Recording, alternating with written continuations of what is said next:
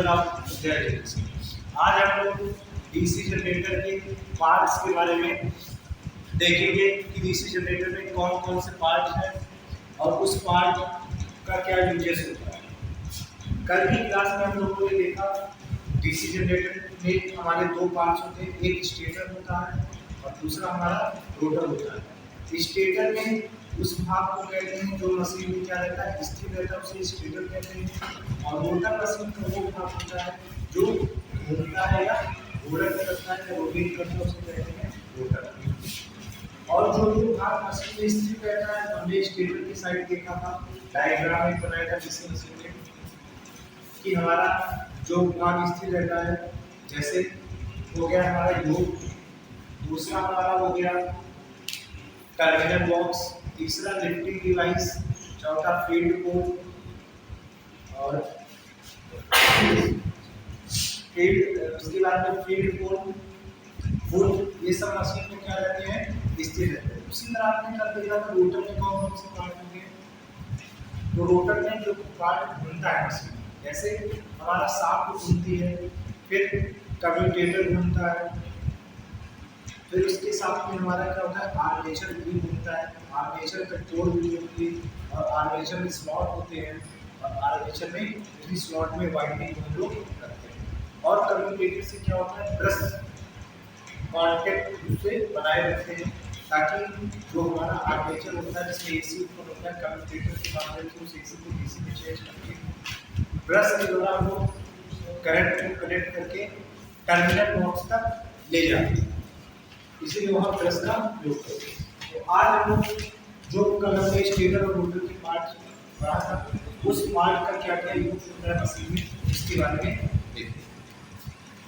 हमारे DC generator के भाग में पहला चीज आता है योग, जिसे हम लोगों ने कहा था योग बॉडी कवर या इसी को फ्रेम कहा जाता है। योग हम लोगों ने कल पढ़ाया था कि योग होता है हमारा, वो ऐसे होता है मशीन में आउटर था।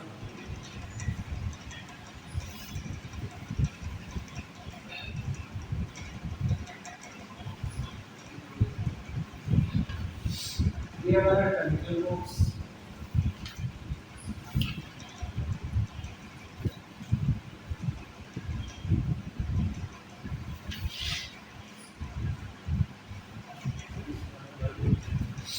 इसी भाग को लोग कहते हैं योग,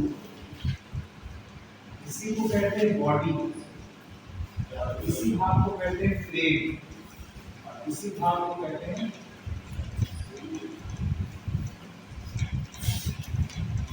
यही हमारे मशीन का जो आउटर था वो सबसे कहते हैं योग।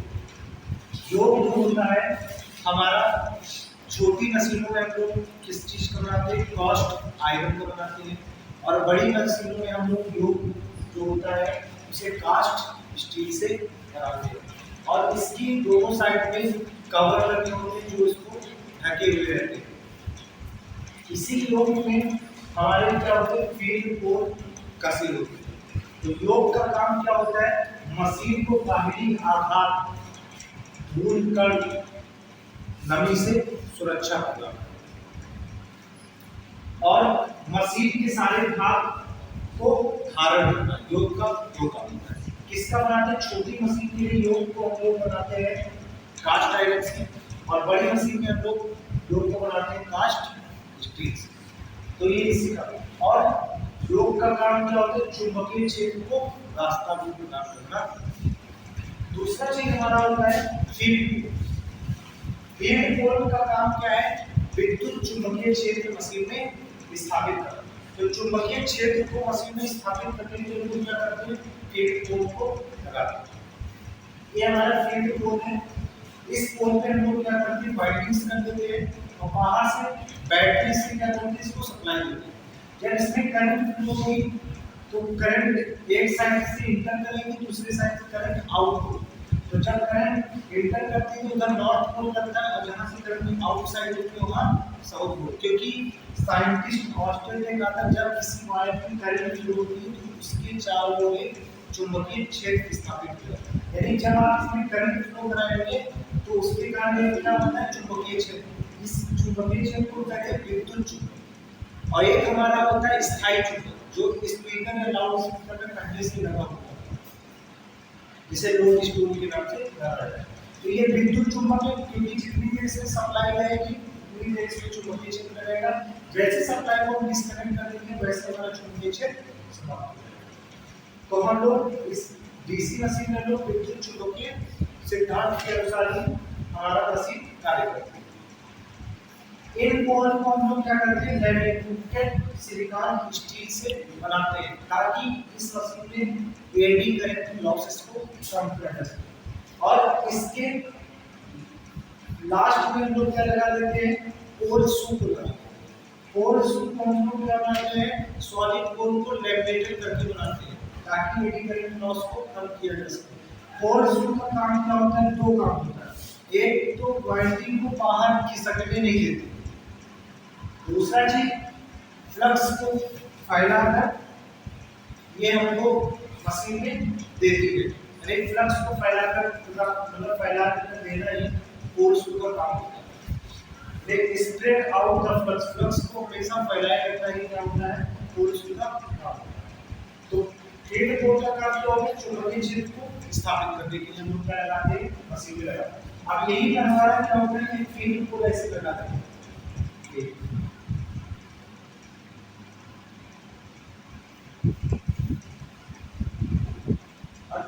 जिसे कहते हैं फील्ड पोल। और इसी पोल को लोग क्या करते थे, बॉडी से नट बोल्ट के द्वारा कसकर फिक्स करते हैं, क्योंकि मशीन में वाइब्रेशन होता है जब मशीन घूमती है, तो जिससे क्या होता है, ये निकलकर उससे टच होकर वाइंडिंग शॉर्ट सर्किट हो सकती है। तो इसीलिए हम लोग इसको मशीन को क्या करते हैं, नट बोल्ट के द्वारा बॉडी में कस देते हैं। इसी पोल पर हम लोग क्या करते थे, वाइंडिंग कर देते थे, इसे फील्ड वाइंडिंग कहा जाता है। और बाहर से इसको एक्साइट करने के लिए लोग बैटरी से कनेक्ट कर देते हैं, जिससे कारण यहाँ से करंट निकल जाता है नॉर्थ पोल और यहाँ साउथ पोल बन जाता है। और इसी नाम से चुंबकीय बल रेखाएं निकलती हैं, जिसे फ्लक्स कहा जाता है। ये एन से निकलती है और एस तक अपना ऐसे रास्ता यहाँ से निकलती है, एक दो के थ्रू ऐसे पूरा करती है और यहाँ से निकलते हुए ऐसे पूरा करती है। क्योंकि चुंबकीय बल रेखाओं का काम क्या होता है, एक मैग्नेट में दो पोल होता है, नॉर्थ और साउथ। तो मैग्नेटिक फील्ड लाइन नॉर्थ से निकलती है, साउथ की ओर अपना रास्ता पूरा करती है। ऐसे यहाँ भी नॉर्थ से निकलती है, साउथ की ओर अपना रास्ता, और मैग्नेट के अंदर साउथ से नॉर्थ की ओर मैग्नेट चुंबकीय बल रेखाएं। यही चुंबकीय बल रेखाओं के समूह को लोग क्या कहते हैं, फ्लक्स कहते हैं।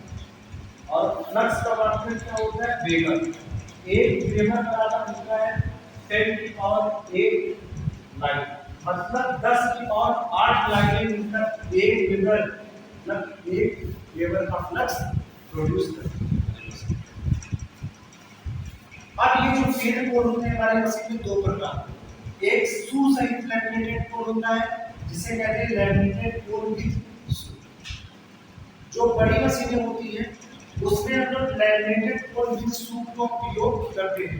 इसमें पोल और पोल सू दोनों एक साथ जुड़े होते हैं और जिन्हें बॉडी पर नट बोल्ट की सहायता से कस देते हैं, और इन्हीं पोल फील्ड पोल को हम लोग वाइंडिंग कर देते हैं और इन्हें क्या बनाते हैं, लैमिनेटेड करके पतली पतली पत्तियों को करके बनाते हैं, जिनकी थिकनेस जो रहती है, इसकी थिकनेस जो रहती है 0.35 to 0.5 mm। इतनी पतली पत्तियों को हम लोग एक दूसरे पर इंसुलेशन लगा के चिपका देते हैं, ताकि एडी करंट के लॉस को कम किया जा सके। अगर ऐसा नहीं करेंगे तो मशीन हमारी क्या होगी, तो बहुत ज्यादा गर्म होने लगेगी। अगर सॉलिड पोल लगाएंगे तो मशीन गर्म होने लगेगी, और मशीन जब गर्म होगी तो इंसुलेशन डैमेज हो जाएगा। इंसुलेशन के डैमेज होने से दोनों वाइंडिंग परस्पर चिपक जाएगी, जिससे मशीन में शॉर्ट सर्किट हो जाएगा और हमारी मशीन चल जाएगी। इसलिए हम लोग पतली पतली पत्तियों को यूज करके लैमिनेटेड पोल को बनाते हैं, सॉलिड पोल को इसलिए नहीं बनाते। दूसरा चीज, बड़ी मशीनों में हम लोग लैमिनेटेड पोल विद सू करते हैं, और दूसरा मोल्डेड पोल होता है। इसमें पोल को मोल्डेड करके नट बोल्ट के द्वारा बॉडी में कस दिया जाता है और उसमें वाइंडिंग कर दिया जाता है। इस पोल में जो पोल शू का प्रभावी क्षेत्रफल होता है या प्रभावी आकार होता है पोल शू का, इस पोल शू का आकार पोल की तुलना में 2 गुना रखा जाता है और इस मोल्डेड पोल का उपयोग हम लोग छोटी मशीनों के लिए करते हैं। तो हमारे पोल के 2 प्रकार के, एक शू सहित लैमिनेटेड पोल और एक मोल्डेड पोल। बड़ी मशीनों में हम लोग क्या करते हैं, लैमिनेटेड पोल के शू का उपयोग करते हैं और मोल्डेड पोल में लोग स्मॉल मशीन करते हैं। और बड़ी मशीन है तो वहां पर जो फिर इसका पोल शू बनाएंगे वो किसका बनाएंगे, कास्ट स्टील का बनाएंगे और स्मॉल मशीन में जो बनाएंगे कास्ट आयरन का। और आगे की वीडियो के लिए चैनल को लाइक करें, सब्सक्राइब करें और ज़्यादा से ज़्यादा शेयर करें। और अगली क्लास में नेक्स्ट पार्ट्स के बारे में देखें। Thank you.